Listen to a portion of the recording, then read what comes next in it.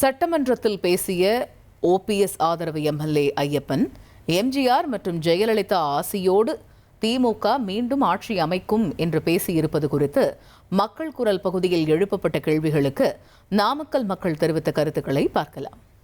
அவர் என்ன கருத்து சொன்னார் நமக்கு தெரியாது. என்ன அவர் சொன்னது தப்பு தான், சொல்லிடக்கூடாது. ஏன்னா எம்ஜிஆர் ஜெயலலிதா வளர்ந்தவங்க, அது சொன்னது தப்பு. அப்படி பேசிடக்கூடாதுங்கன்னா அவரோட கட்சிக்கு அவர் உண்மையா இல்லை. அவர் ஏன் அப்படி இல்லைன்னா வேற கட்சியோட திமுக கட்சியோட கூட இணையற பிளான்ல கூட இருக்கலாம். அவர் கட்சியிலே அவர் கட்சியை பத்தியே தப்பா பேச தப்பு தான். அவர் சொல்றது 100% அது ஏற்றுக்கக்கூடிய இது இல்லை.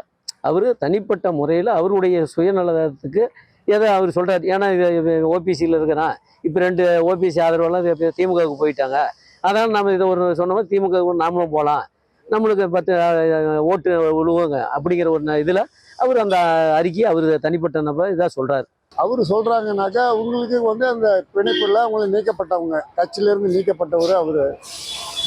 அதனால் செங்கோட்டையன் அதில் போயிட்டாப்படி, இவர் இங்கே போயிட்டாப்படி தெரிஞ்சுக்கிட்டாங்க. பலமான கட்சி நாளைக்கு யார் கூட்டணி யார் கூட இருக்குதுங்கிற மாதிரி மக்களில் தெரிஞ்சுக்கிட்டாங்க. எம்எல்ஏ எம்பி இத்தனை வருஷமாக அரசியல் வாழ்க்கையில் ஈடுபடுறவங்க, அவங்களுக்கு தெரியும்.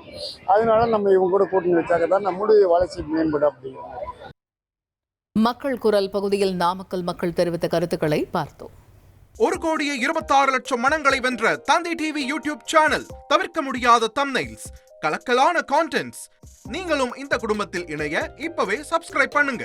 அசுரபலம் கொண்ட எங்கள் டிஜிட்டல் கரங்களில் உங்கள் விளம்பரங்களை சேர்க்க வாட்ஸ்அப் பண்ணுங்க.